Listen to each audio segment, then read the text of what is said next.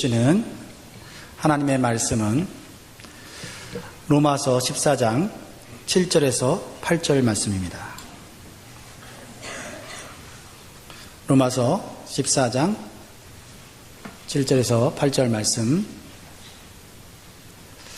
교독하도록 하겠습니다. 우리 중에 누구든지 자기를 위하여 사는 자가 없고 자기를 위하여 죽는 자도 없도다. 우리가 살아도 주를 위하여 살고 죽어도 주를 위하여 죽나니 그러므로 사나 죽으나 우리가 주의 것이로다. 아멘. 오늘 영광교회 예배에 오신 여러분들 진심으로 환영하고 축복합니다. 하나님의 은혜와 평강이 여러분의 마음 가운데 충만하기를 주의 이름으로 축복합니다. 오늘 잘 오셨고요. 위대한 선택하셨습니다.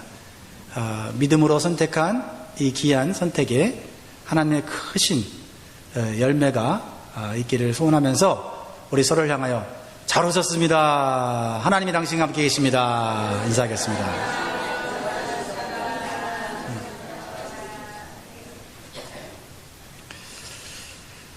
한국에서 한국 전쟁 후에 있었던 일이라고 합니다. 미군 병사가 지프를 타고 시골길을 지나가고 있었습니다. 시골길에 한 할머니가 머리에다가 큰 보따리를 이고 힘겹게 걸어가고 있었습니다. 마음씨 좋은 이 미국 군인이 저 할머니를 태워드려야 되겠다.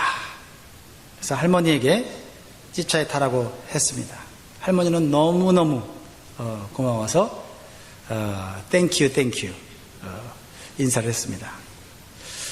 한참을 가는데 이 미군 병사가 백미러를 보니까 할머니가 뒤에서 앉아 계신데 큰 보따리를 머리에 이고 있는 것입니다. 그래서 미군 병사가 할머니에게 왜 무겁게 그것을 들고 있느냐고 옆에 내려놓으시라고 그랬더니 할머니가 하는 말이 태워준 것도 고마운데 어떻게 보따리까지 내려놓을 수 있나요? 그랬다고 해요. 우스운 얘기지만 우리가 신앙생활 할 때 이와 같이 할 때가 있다 하는 생각이 듭니다. 예수님께서 나를 위해 십자가에 죽어주시고 내 죄를 다 사하시고 구원을 주신 것 우리의 신앙생활에 엄청난 큰 일입니다. 감사한 일이지요.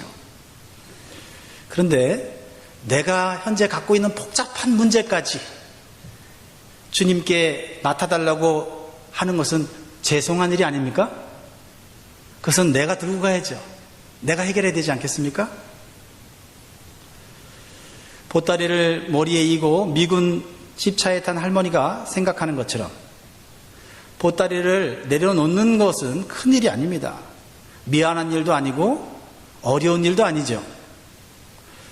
우리가 예수 그리스도 안에서 구원받은 일이 너무나 큰 일입니다.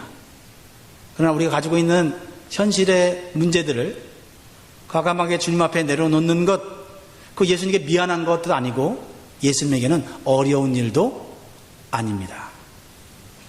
그래서 마태복음 11장 28절에 수고하고 무거운 짐진 자들아 다 내게로 오라 내가 너희를 쉬게 하리라. 나는 마음이 온유하고 겸손하니 나의 멍에를 메고 내게로 배우라. 그러면 너희 마음이 쉼을 얻으리니 이는 내 멍에는 쉽고 내 짐은 가벼움이라 하시니라. 예수님께서는 인생의 무거운 짐, 복잡한 문제까지도 내려놓으라고 말씀하셨습니다. 그럼에도 불구하고 내려놓지 못하는 이유는 무엇일까요? 정말 죄송해서일까요? 아닙니다.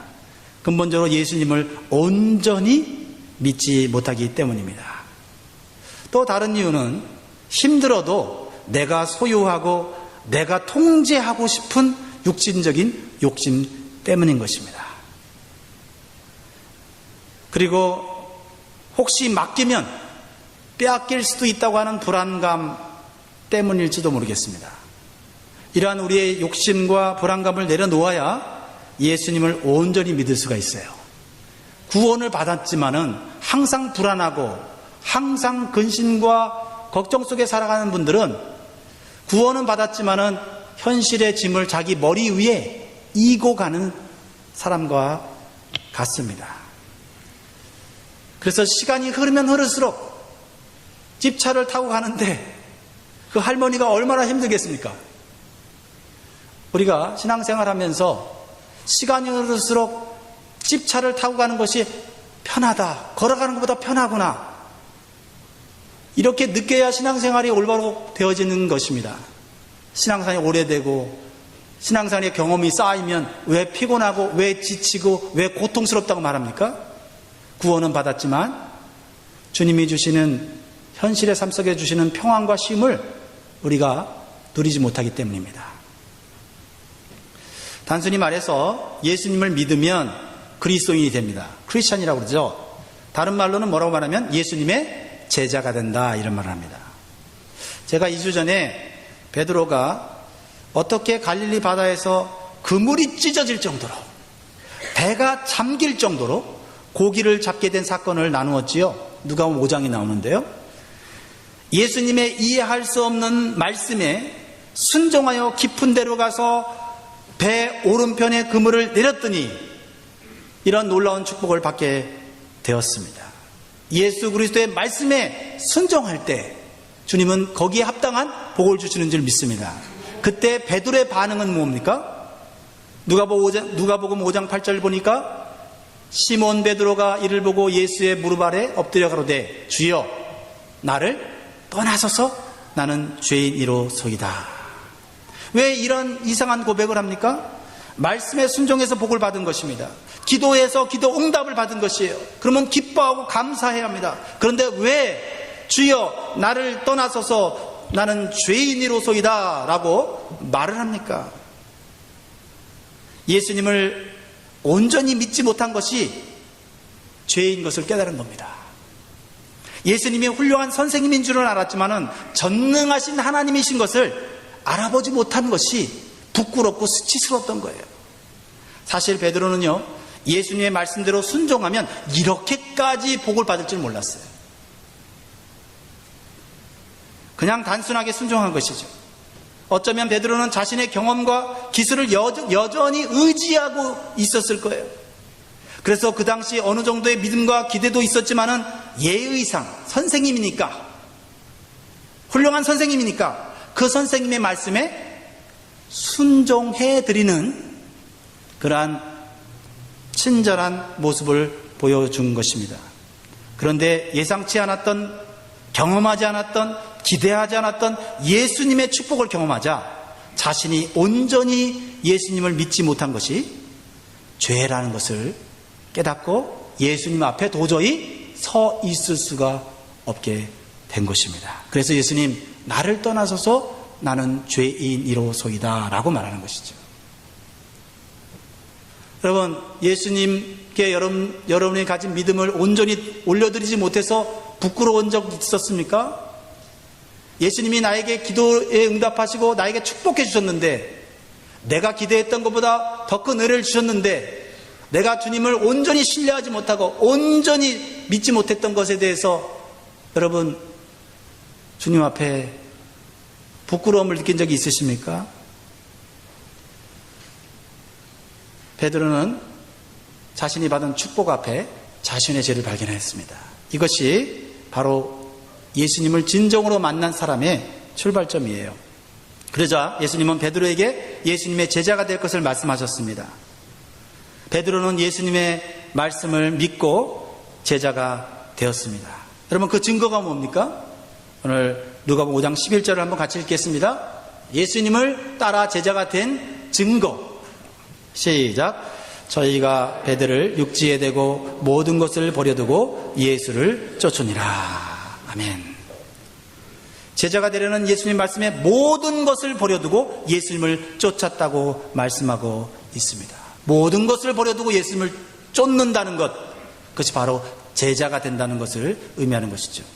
기적의 사건을 통해서 모든 것을 버려두고 예수님을 쫓을 만큼 예수님의 제자가 되는 것은 가치가 있는 이름을 확신하고 있는 것입니다. 여러분, 예수님의 제자가 되기를 원하십니까? 그럼 모든 것을 버려둘 용기가 있으십니까? 모든 것을 버려둘 용기는 예수님이 어떤 분인지 알면 용기가 생기는 거예요. 모든 것을 버리고 예수님 쫓아야지. 내 스스로 자기 확신을 내서는 쫓아갈 수가 없어요. 예수님이 얼마나 크신 분인지, 예수님이 얼마나 존귀한 분인지, 예수님이 얼마나 가치 있는 분인지를 알면 되는 거예요. 그것을 알기 위해서 신앙생활하는 것이에요. 요한과 야고보도 또 다른 제자들도 베드로처럼 자신이 의지하고 살아가던 모든 것을 버리고 예수님을 쫓았다고 성경을 기록하고 있어요. 여러분, 교회 와서 예수님 만나십시오. 말씀 속에서 예수님 만나십시오. 찬양 속에서 예수님 만나십시오. 더 깊이 만나시고요. 더 강렬히 사모하는 마음으로 주님을 만나시고요. 주님을 알기를 사모하시기 바라요. 그러면 믿음이 생기고 용기가 생기고 순종할 수 있는 그러한 여러분의 마음의 결단이 생기는 것입니다. 배와 그물을 버려두고 아버지를 버려두고 예수님을 쫓았다고 말씀하고 있어요. 여러분, 아버지를 버려두었다는 것은 인간적인 관계를 끊었다는 것이 아니라 내 삶에 의지하는 대상을 예수님으로 바꿨다는 것을 의미해요. 여러분, 예수님 믿고 내가 구원받았다는 확신을 얻었을 때 내 삶에 그 변화의 증거가 무엇이 있습니까? 이 베드로처럼, 베드로의 친구들처럼 배를 버리고 그물을 버리고 심지어는 부모를 버리는 이러한 결단이 있을 때 진정으로 예수 그리스도의 제자가 되는 것입니다. 오해하지 마세요. 부모를 버리라고 했다고 해서 진짜로 버리는 것이 아니고 그 부모에 대한 의지하고 믿었던 모든 것들을 이제는 주님께로 향한다는 의미인 것입니다. 사랑하는 성도 여러분, 저는 여러분들이 교회에 나와서 성도들과 친해지는 것도 좋고 교회 와서 재능대로 봉사하는 것도 좋습니다. 그러나 말씀을 통해서, 기도를 통해서 먼저 예수님이 어떤 분인지를 깨닫고 느낄 수 있기를 간절히 소원합니다. 우리가 예수님이 얼마나 존귀하고 능력 있는 분인지를 믿는다면 우리는 내가 붙잡고 의지하고 사는 것을 내려놓을 수 있어야 하는 것입니다. 오늘 사도 바울은 어떻게 우리가 예수님의 제자, 즉 그리스도인이 되는지를 표현하고 있습니까? 베드로는 모든 걸 버려두고 예수님을 쫓는 것이 그리스도인이 되는 것이다 라고 얘기했어요. 그렇다고 한다면 사도 바울은 예수 그리스도를 믿고 그리스도인이 된다는 것을 어떻게 표현하고 있습니까? 어떻게 표현하고 있어요? 오늘 말씀 7절 8절이에요. 같이 읽겠습니다. 시작. 우리 중에 누구든지 자기를 위하여 사는 자가 없고 자기를 위하여 죽는 자도 없도다. 우리가 살아도 주를 위하여 살고 죽어도 주를 위하여 죽나니 그러므로 사나 죽으나 우리가 주의 것이로다. 자, 이 말씀을 요약한다면 두 가지예요. 첫째는 자기를 위해 살고 자기를 위해 죽는 자는 그리스도인이 아니라는 거예요. 자기를 위해 살고 자기를 위해 죽는 것이 잘못됐습니까? 이 세상의 관점에서는 당연한 것이고 잘못된 것이 아니에요. 그러나 그리스도인은 아니라는 거예요. 크리스찬은 아니라는 거예요. 교회를 다니고 있어도 크리스찬은 아니라는 거예요. 자기를 위해 살고 자기를 위해 죽는 자는 그리스도인이 아니라는 거예요. 사도 바울이 우리에게 가르쳐주는 크리스찬의 정체성이에요. 그리고 두 번째로 참된 그리스도인은 뭐냐? 주를 위해 살고 주를 위해 죽는 사람이라는 거예요. 오늘은 자신감들이 없는지 얼굴들이 제가 너무 강하게 얘기하니까 부담되세요? 성경에 있는 그대로 말씀드리는 거예요. 참된 그리스도인은 주님을 위해 살고 주님을 위해 죽는 사람이라고 하는 거예요. 분명히 말씀하고 있어요.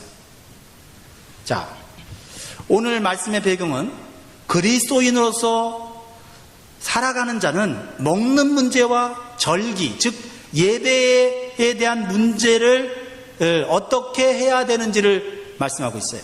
여러분, 우리의 몸에 가장 중요한 게 뭐예요? 먹는 문제죠. 먹는 문제. 또한 신앙생활에 가장 중요한 것이 있다면 뭐예요? 예배죠. 예배. 그리스도인들은 내 육신을 위해 먹는 것도 나를 위해서가 아니라 먼저 주님을 위해서 먹는 삶이 되어야 한다는 거예요. 예배도 내 영혼을 위해서 드리는 거지만은 먼저 주님을 위한 것이 되어야 한다고 말씀하고 있는 거예요. 우리가 예수님을 믿기 전에는 먹는 것이 다 나를 위한 것이었잖아요. 그걸 구별할 필요가 있습니까? 네, 나를 위해서 먹는 거지요.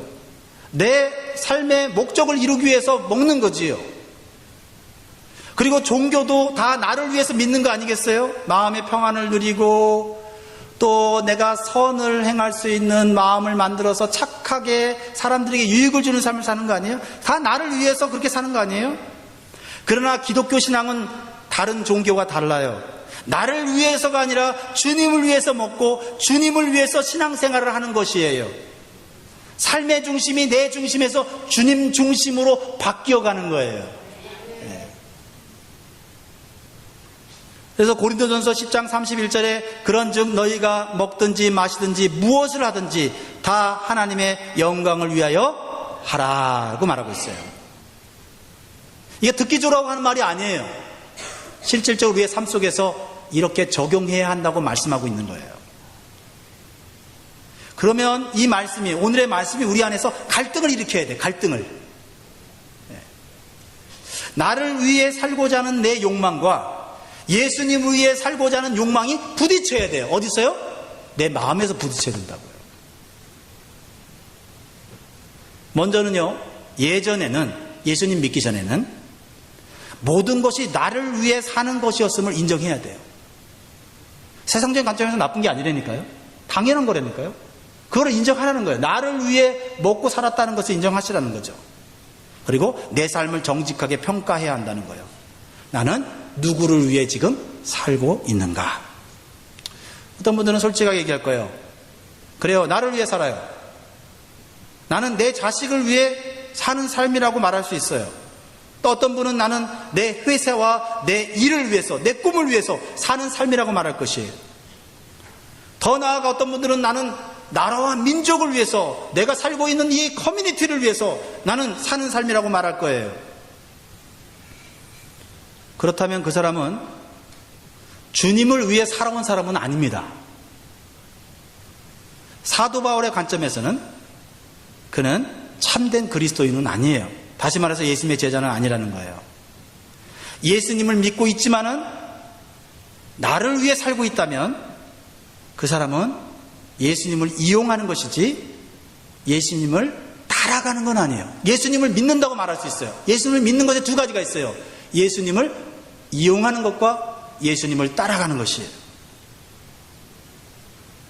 저는 오늘 여러분들이 온전히 주님을 위해 살아야 됩니다 라고 말하고 있지만은 지금 주님을 위해 온전히 살지 않는다고 여러분들에게 죄책감을 심어주려고 하는 게 아니에요. 크리스찬이 누구냐를 말하고 있는 거예요. 그리고 주님을 위해 사는 삶으로 나아가고 있어야 한다라고 저는 말씀하고 있는 것입니다. 내가 지금 어디에 있든지 괜찮아요. 지금까지 나를 위해 살았어요. 그러나 예수님을 믿었어요. 그리고 내가 크리스찬이 되고 싶어요. 그리고 예수님의 제자가 되고 싶어요. 그러면 이제 방향을 바꾸라는 거예요. 나를 향한 방향을 주님을 향한 방향으로 바꿔가라는 것입니다. 내가 어디에 있든지 상관이 없어요. 어떤 사람들은 나보다 앞서갈 수 있어요. 나는 뒤에 있을 수 있어요. 그러나 방향이 중요합니다. 방향이 주님을 향한 방향이면 주님이 그곳으로 이끌으시는 거예요.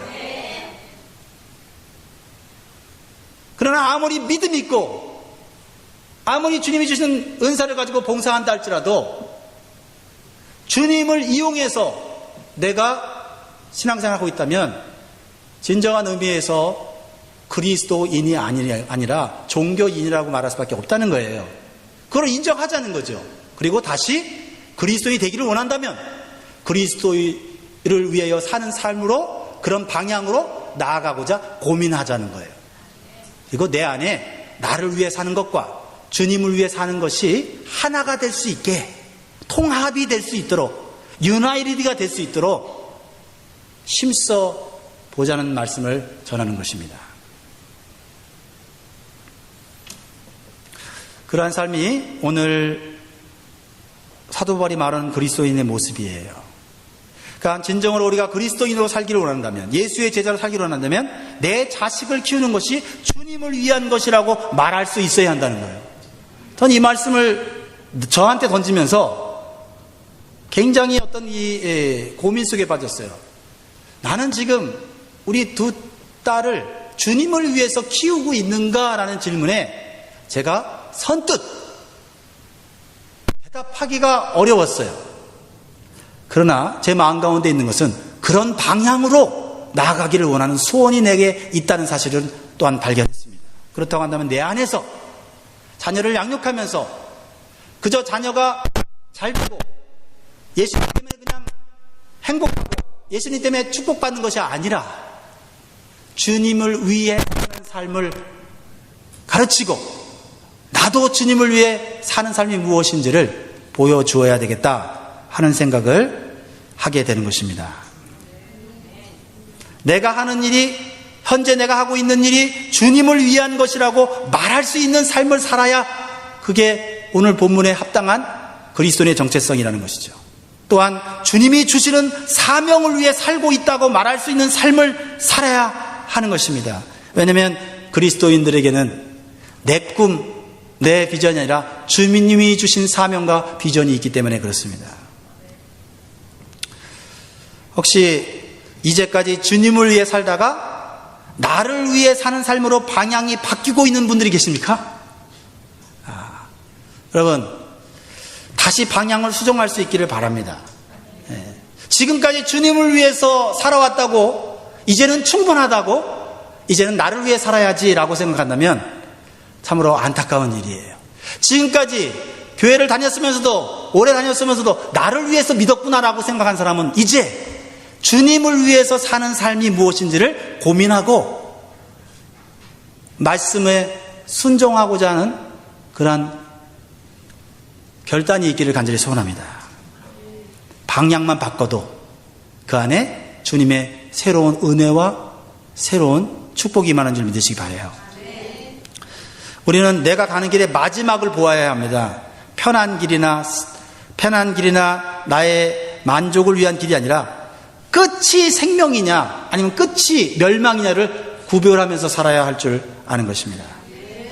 수년 전에 한국에서 베스트셀러로 많이 팔렸던 책이 있는데 그 책 이름이 내려놓음이라는 책이에요. 내려놓음. 혹시 읽어보신 분 있으세요? 내려놓음. 네, 내려놓음. 이 책의 저자는 이용규 선교사님이라는 분이에요.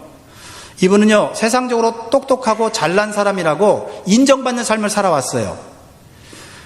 한국에서 가장 좋은 대학인 서울대학과 대학원을 나오고요. 그래서 미국에서 가장 좋은 대학이라고 말하는 하버드 대학에서 박사학위를 받았어요. 그래서 돈과 명예와 지위를 얻을 수 있는 인생의 길이 열려 있었어요. 그렇지 않습니까? 한국에서 최고의 대학과 대학원, 미국에서 최고의 대학을 나와서 이제 앞길이 탄탄대로 열려 있습니다. 그런데요, 예수님을 믿고 예수님을 진정으로 만나고 예수님을 자신의 인생의 주인으로 만났을 때 이용규 선교사님은 하나씩 내려놓는 삶을 배우게 되었다고 말을 합니다. 그래서 그는 더 좋은 직장, 더 좋은 대우를 받을 수 있음에도 불구하고 그는 낮고 낮은 것으로 주님이 말씀하시는 것으로 순종하여 몽골로 갔다고 말을 합니다. 예수님을 믿는 것은 내가 삶의 중심에 있는 것이 아니라 내 삶의 중심이 주님이 있어야 한다는 것을 인정하는 것이에요. 그래서 보장되어 있는 좋은 자리를 버려두고 몽골에 가서 평신도 선교사로서 교회를 세우면서 그들에게 복음을 전했습니다. 그리고 몽골 국제대학을 세우는 일에 힘쓰게 되는 것입니다. 여러분 오해하지 마십시오. 하버드 대학이나 좋은 대학을 가서 더 좋은 직장에 갈 수 있는데 낮은 직장, 셀러리가 낮은 데로 가는 것이 하나님 뜻이라고 단정 지을 수는 없어요. 중요한 것은 그 자리에서 주님이 어떤 것을 말씀하시든지 내 욕심을 내려놓을 수 있느냐가 중요한 것이죠. 그는 내려놓음이라는 책에서 내려놓음이라고 하는 것은 나를 비우고 하나님으로 채우려는 삶의 결단이에요. 불교는 나를 비우는 거예요. 비우는 데 힘을 씁니다. 그러나 우리 기독교는 비우는 데만 초점을 맞추잖아요. 비우고 누구를 채우냐가 중요해요. 비우고 예수님으로 채우는 거예요. 하나님이 내려놓으라고 하시는 이유는 우리가 내려놓을 때 비로소 그것이 진짜 우리 것이 되기 때문에 하나님이 우리에게 더 좋은 것을 주시려고 한다는 믿음으로 내려놓는 거예요. 그냥 무조건 가난해지고 그냥 무조건 검소한 삶을 사는 그러한 세상의 철학이나 세상의 종교를 따르는 게 아니에요. 하나님을 믿고 신뢰하는 거예요. 하나님이 내려놓으라고 할 때 내려놓을 수 있어야 하나님이 나를 사용할 수 있고, 그래서 하나님이 계획하신 더 넓은 곳으로 하나님이 원하시는 것을 우리가 받을 수 있기 때문에 그런 거예요.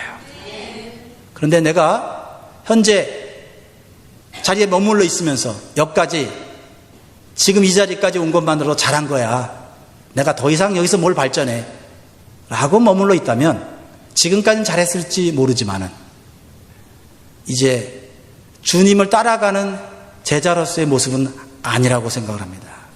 죽을 때까지, 천국 갈 때까지 주님이 내려놓으라 하면 내려놓을 수 있고, 가라면 가고 오라면 올 수 있는, 멈추라면 멈출 수 있는 그런 훈련을 할 수 있기를 주 여러분을 축원합니다. 그것이 주님을 위해 살고 주님을 위해 죽는 그리스도인의 모습이다라는 거예요. 여러분, 장난감 가게에 가면 우리는 익숙한 현상을 보게 되죠. 그것은 어린아이가 부모에게 뭘 사달라 그래요? 장난감을 사달라고 조릅니다. 그럼 부모는 장난감 가게로 들어가서 골라보라 그래요. 그러면 그 아이는 자기가 원하는 장난감을 손에 쥡니다. 그래서 너무 좋아서 그걸 놓지 않아요. 그럼 부모가 그 장난감을 사줄 테니까 계산대에 올려놓으라고 합니다. 그런데 이 아이가 그때부터 얼굴이 변합니다. 이거 내 건데 왜 계산대에 올려놓으라고 그러냐고 하면서 꽉 잡고 놓지를 않습니다.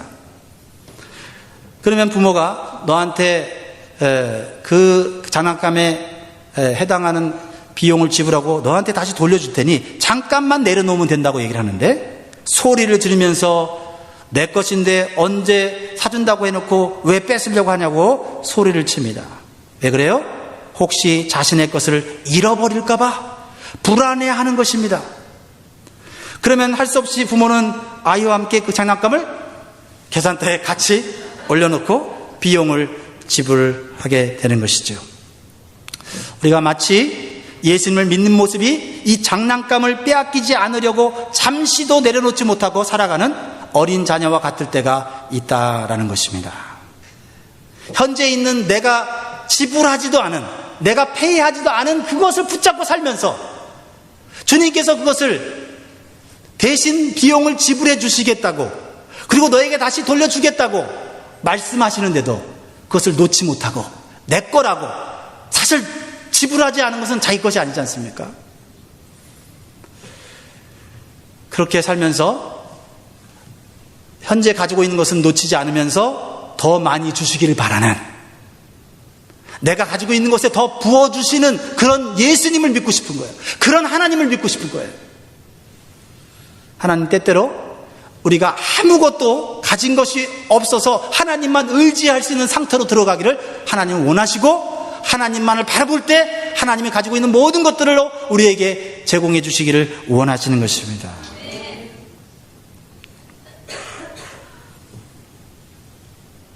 저는 이 내려놓음이라는 단어가 사도 바울이 말하는 주님을 위해 살고 주님을 위해 죽는 삶을 다 말하고는 있지 않지만 그리스도인으로 사는 출발점이라고 생각해요.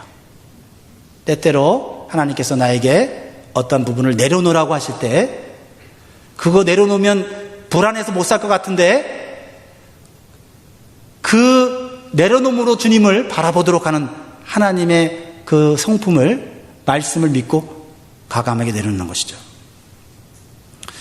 이영규 선교사님이 쓴 내려놓음이라는 책을 잘 요약한 글을 제가 잠깐 소개하고 마무리하려고 합니다. 그는 이 책에서 자신의 것을 내려놓게 된 과정과 그것을 내려놓은 이후에 나타난 하나님의 놀라운 역사와 간증을 얘기하고 있어요. 그는 미국 유학생활과 몽골 선교 사역을 통해서 하나님께서 하나씩 내려놓는 삶을 배워갔다고 말합니다. 가정, 학교, 교회 등의 일상 속에서 그는 자신의 것을 비웠을 때 온전히 하나님께서 채우시는 역사를 경험하게 됩니다. 그리고 자신의 빈 마음을 하나님으로 채울 때 비로소 진정으로 두려움 없이 불안감 없이 행복할 수 있었다고 말을 합니다. 우리의 행복은 행복을 누리면서도 불안감으로 빼앗길까 봐 하는 근심으로 가지는 행복, 불완전한 행복 아닙니까? 그러나 모든 걸 다 주님께 내려놓고 없어도 주님이 나를 이끄시고 책임져 준다는 그 믿음으로 살아갈 때 우리는 필요할 때마다 받아쓸 수 있게 되는 줄 믿으시기 바랍니다. 그가 말하는 내려놓음의 대상은 앞날의 방향과 미래 계획, 내일의 필요를 채우는 물질, 생명과 안전, 결과를 예상하는 경험과 지식, 죄와 판단의 짐, 명예와 인정받기의 욕구, 사역의 열매 등등입니다. 이 모든 것을 내려놓을 때 우리는 하나님의 절묘한 때를 만날 수가 있고 공급의 근원이신 하나님이 필요하다고 생각하시면 직접 채우심을 경험할 수 있다고 말합니다. 그리고 하나님과 함께하는 삶이 가장 안전한 삶이라는 것을 알 수 있으며 나의 경험과 지식을 뛰어넘음으로써 하나님이 일하실 기회를 차단하지 않을 수 있다. 우리는 그리스도를 선택한 순간 세상과 충돌하기로 선택한 것이기에 죄의 짐을 내려놓을 수 있고 남을 판단함으로써 도리어 영적 해악을 당하지 않기 위해 판단의 짐을 내려놓을 수 있다. 또한 나의 존재는 남들의 평가가 아니라 하나님이 나를 어떻게 보시는가에 달려있다고 믿기에 명예와 인정받기의 욕구를 내려놓을 수 있으며 성령의 검 앞에 사역의 열매를 내 것으로 누리려는 요구를 내려놓을 수 있다. 우리의 내려놓음을 통해 하나님은 다른 이들을 위한 복의 문을 여실 것이다 라고 이 책에 간증하고 또 우리에게 가르쳐주고 있습니다. 말씀을 마무리하려고 합니다. 이 내려놓음이라고 하는 것은 특정한 목사나 선교사나 어떤 교회 안에 지도자들에게만 요구되는 것이 아니라 바로 예수님을 고백하고 크리스찬이 되려고 하는 모든 사람들의 가치 기준이 되어야 된다는 거예요. 교회 나온 지 얼마 안 된 사람들은 나를 위해서 예수님을 믿고 또 오래 믿은 사람은 주님을 위해서 믿고 그게 갈라지는 것이 아니라 우리의 방향은 어디에 있든지 뒤에 있든지 앞에 있든지 방향은 주님을 위한 방향이 되어야 한다는 것이죠. 그러나 서 있는 자리는 누구에게 평가받거나 비판받을 이유는 없다는 거죠. 그러나 주님을 위해 나아가다가 나를 위해 나아간다면 그 사람은 책망받아 마땅하다고 저는 믿습니다. 그런 사람은 권면해야 되고 그런 사람들은 더 강력하게 주님 앞으로 이끌어야 될 것입니다. 왜냐하면 같이 주님이 주신 행복과 평안을 누려야 되기 때문에 그렇습니다. 오늘 사도 바울이 우리가 나를 위해 사는 삶을 버리고 주님을 위해 사는 삶을 살라고 강조하는 이유는 힘들게 살려고 하는 게 아니라 사도 바울이 체험한 것 같이 주님 안에 참된 기쁨과 행복이 있기 때문입니다. 그리고 자기가 다 내려놓고 보니까 주님을 위해서 사는 일에 스트럭을 하면서 살아가다 보니까 그 길에 생명이 있고 그 길에 참된 행복이 있다는 것을 알기 때문에 먼저 앞선 자로서 우리들에게 가르쳐주고 있다는 사실인 것입니다. 이 시간 같이 한번 찬양하면서 오늘 말씀을 기억하고 누가 이걸 강요하는 것도 아닙니다. 그러나 여러분이 크리스찬이 되기를 원한다면 방향을 내가 아니라 주님을 향한 방향으로 나가야 되고 그러기 위해서는 내려놓아야 할 것이 분명히 있다는 사실을 우리 기억하면 좋겠습니다. 내가 주인 삼은 모든 것 내려놓고 TV 스스로 내려놓아야 할 것이 무엇인가. 주님이 나에게 내려놓고 이제 방향을 좀 더 주님 쪽으로 향하라고 주시는 것, 그 길에 장애물은 무엇인가. 그것이 가족인가, 물질인가, 어떤 환경인가. 혹시 주저앉아 있으면서 포기하고 이 정도까지 하면 됐지 라고 나를 위해서 신앙생활하고 있지 않은지 생각해 보시기 바랍니다.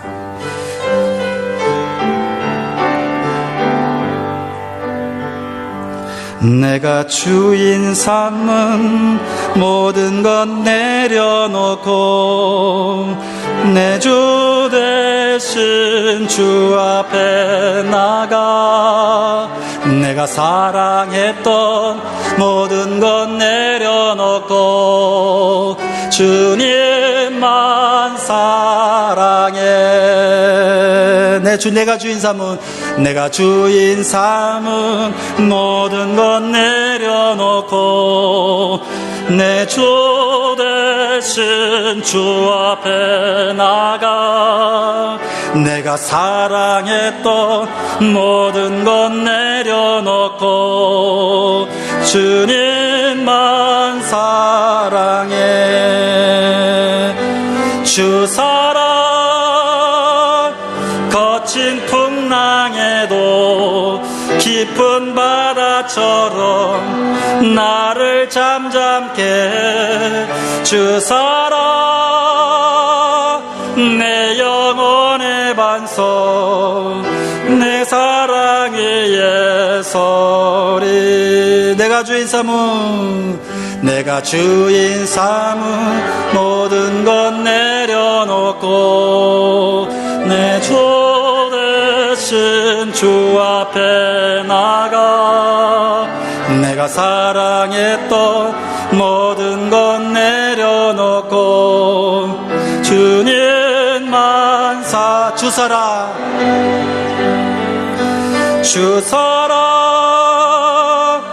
거친 풍랑에도 큰 바다처럼 나를 잠잠케 주 사랑 내 영혼의 반석 그 사랑 위에 서리. 저는 여러분에게 주님을 위해 살고 있느냐라고 다그치는 게 아닙니다. 왜냐하면 저도 나를 위해 사는 게 있고 또 주님을 위해 사는 게 있고 주님을 위해 사는지 나를 위해 사는지 고민하고 있고 갈등하고 있기 때문에 그래요. 그러나 여러분에게 방향을 잡으라는 거예요. 방향을. 주님을 향하여 주님을 위하여 가는 삶이 제자고 크리스찬이다. 크리스찬으로 살 것을 포기한다면 모르겠지만 크리스찬으로 살기를 원하고 제자로 살기 원한다면 멈춰 있으면 안 됩니다. 주님이 원하시는 것, 사람이 원하는 것 아니라 주님이 원하시는 것 내려놓고 주님께서 주시는 미래의 평안과 축복을 향해 나아가는 것입니다. 우리 다 같이 한번